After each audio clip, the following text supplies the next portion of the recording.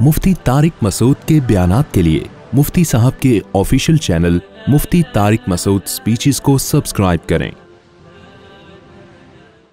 आपको कोई प्रोजेक्ट दिया गया किसी दूसरे कंट्री में, कंपनी ने आपको भेजा कि हमने फला मुल्क में ये इदारा बनाना है, उसके लिए इंजीनियर्स भी भेजे, उसके लिए मजदूर भी भेजे, उसके लिए मैनेजर को भी भेजा गया। पूरा एक सिस्टम बना के कंपनी ने आने जाने का फ्री टिकट, उस मुल्क का वीज़ा, पूरा एक प्रोजेक्ट देके भाई ये खाना का इंतज़ाम, बीमार हो जाओ तो ये डॉक्टर है। प्रोजेक्ट आपको ये दिया गया है कि ये बिल्डिंग इतने साल के अंदर आपने तैयार करनी है। आप अपने खर्चे पे नहीं आए थे, आपको भेजा गया था, आप चले गए। वहां जाके आपका जो हदफ था ना, उसको आप फोकस नहीं कर रहे कि कंपनी ने मुझे भेजा क्यों है। आप इसमें लगे हुए हो कि मुझे इलाज का अलाउंस पूरा मिल रहा है कि नहीं मिल रहा, मुझे जो मुख्तलिफ किस्म के अलाउंसेस थे खाने पीने के, रिहाइश के, वो पूरे मिल रहे हैं कि नहीं मिल रहे। तो लोग आपको क्या कहेंगे, भाई ये आपके छोटे मसाइल हैं। असल मसला ये है कि आपको जो काम दे के भेजा गया था, आप वो काम को फोकस कर रहे हैं कि नहीं कर रहे। अगर आपने वो काम को फोकस नहीं किया, कंपनी आपसे सारी सहूलतें छीन लेगी, सबका आपको हिसाब देना पड़ेगा। तो देखो भाई, दुनिया में दो नजरियात हैं, खूब अच्छी तरह से मेरी बात समझें। कुछ लोग कहते हैं कि हम दुनिया में खुद ब खुद आए हैं, भेजे नहीं गए हैं।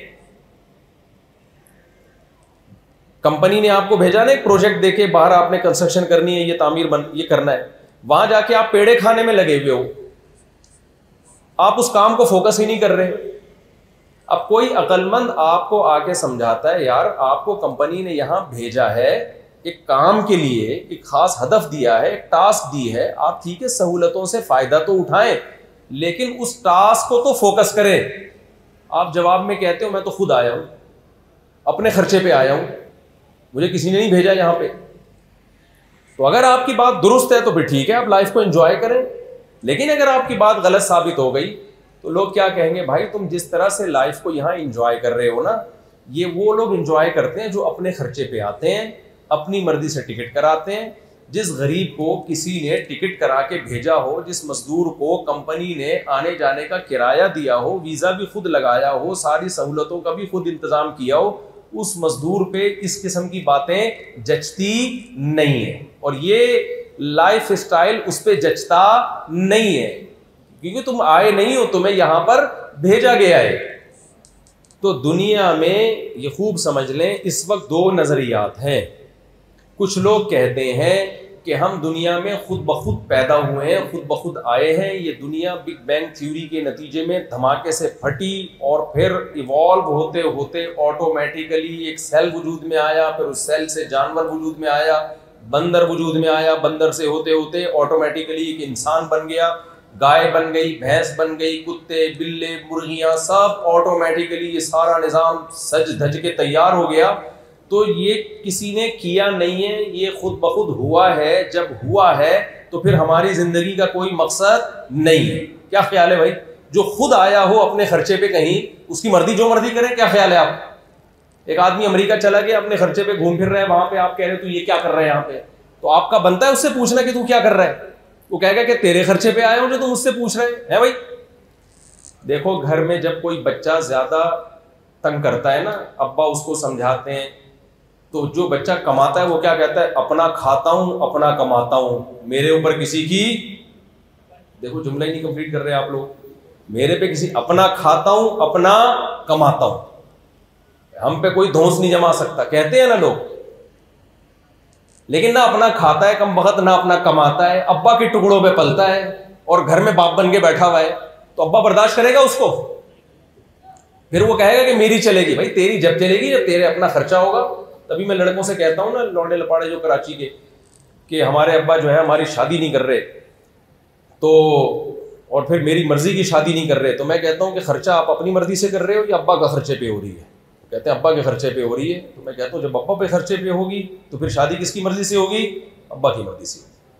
तुम्हारी मर्जी से जब होगी, जब खर्चा भी तुम्हारा, घर भी तुम्हारा, गैस बिजली का बिल भी तुम्हारा। तो देखो, दुनिया में कुछ लोग ऐसे हैं जो ये कहते हैं हम भेजे नहीं गए हैं, हम एक धमाके के नतीजे में वजूद में आ गए हैं, ये सब ऑटोमेटिकली हो रहा है।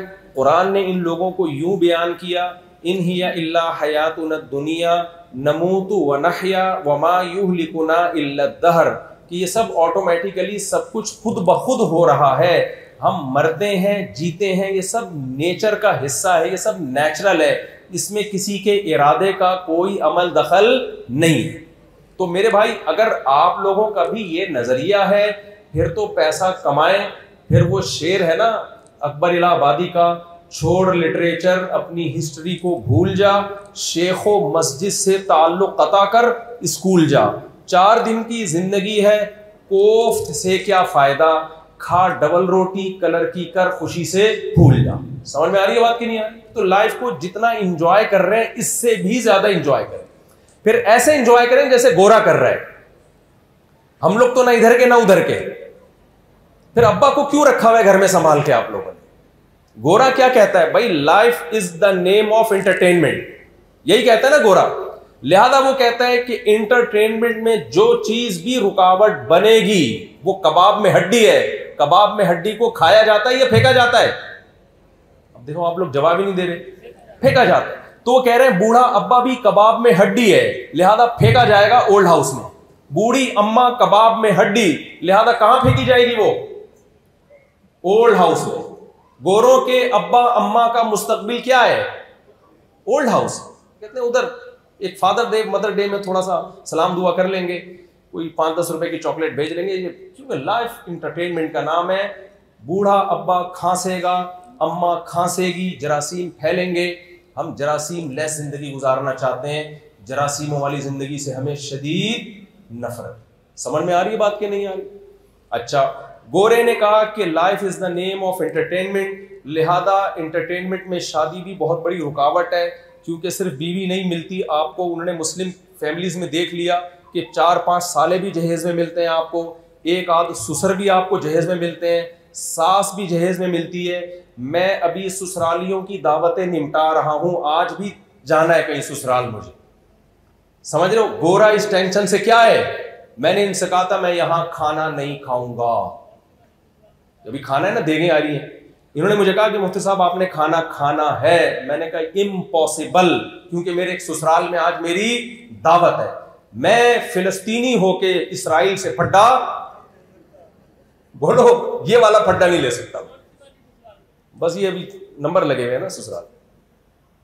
गोरा इस टेंशन से क्या है, बोलो, आजाद।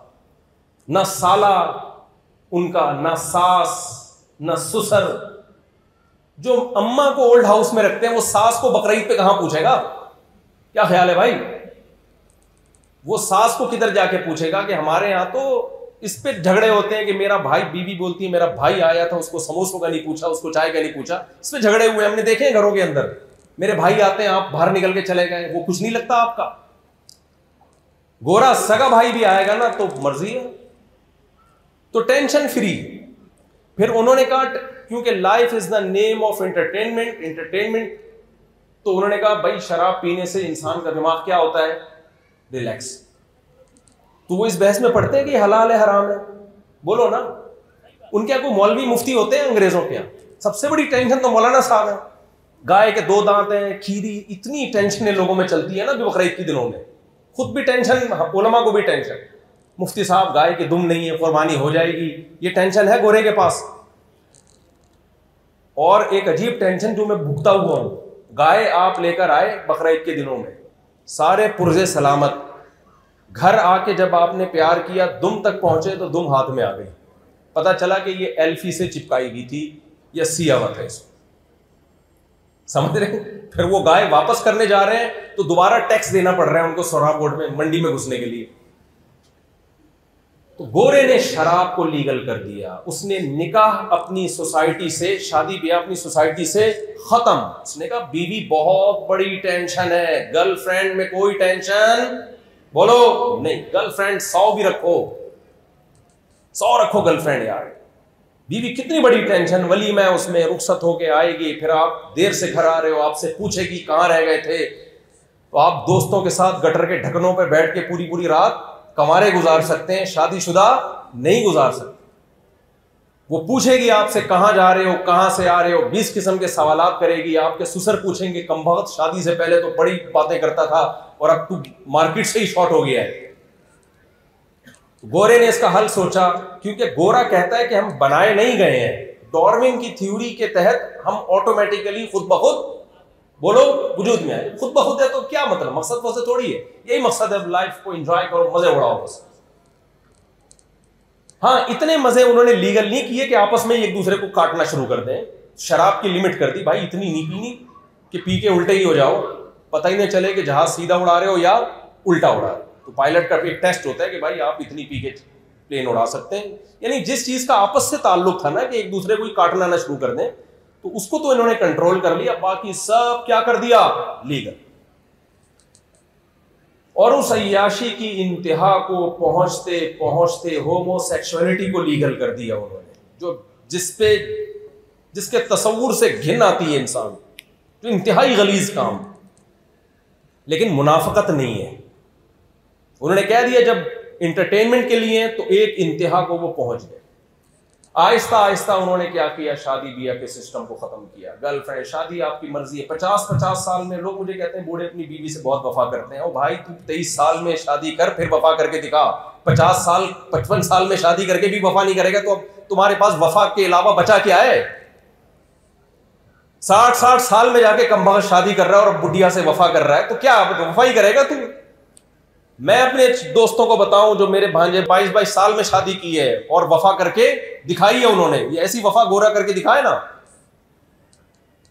तो इंटरटेनमेंट होते होते उन्होंने कहा अब्बा को ओल्ड हाउस में हमें चूंकि जमा कराना पड़ता है, तो ऐसा करो सिरे से अब्बा ही मार्केट से क्या कर दो, शॉर्ट, अब्बा ही खत्म कर दो। सिंगल मदर, अम्मा को खत्म करना पॉसिबल नहीं है ना। बच्चे क्या लैब में थोड़ी पैदा होंगे, अम्मा तो चाहिए ना।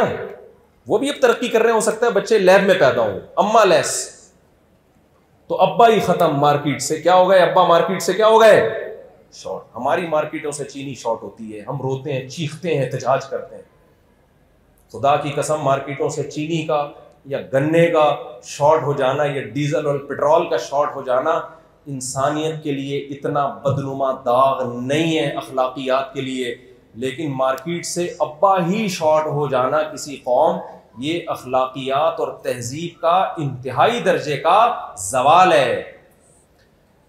भाई मैं समझा पा रहा हूं अपनी बात, आप लोग को कुछ समझ में आ रही है कि नहीं आ रही? तो मैं गोरे की बुराइयां नहीं कर रहा, मैं उसकी तारीफें कर रहा हूं कि वो एक साइड के खड्डे लाइन लग गया है, वो एक साइड पे हो गया कि यार जब एंटरटेनमेंट है ना, तो हर वो चीज जो एंटरटेनमेंट में रुकावट बने उसको साइड पे लगा दो। अब्बा रुकावट बने, अब्बा हटा दिया। अम्मा रुकावट, 18 साल में बच्चे टाटा करके अम्मा को जा रहे होते हैं, अम्मा देखते हैं दोबारा आपसे मुलाकात होती है कि नहीं होती। सारा खानदानी निजाम की ऐसी की तैसी। नमाज रोजा तो सवाल ही पैदा नहीं होता ना। हमारे यहाँ जितना भी बेनमाजी होगा, जुम्मे को थोड़ी बहुत उसको फिक्र होगी कि यार कहीं जगह मिल जाए, बेशक सड़क पे ही मिल जाए जगह। तो एक लाइफ ये है मेरे भाई, ये उन लोगों की लाइफ है जो कहते हैं हमें पैदा करने वाला कोई बोलो नहीं। तो अगर आपका भी यही नजरिया है तो आप बिल्कुल उधर को लुढ़क जाओ।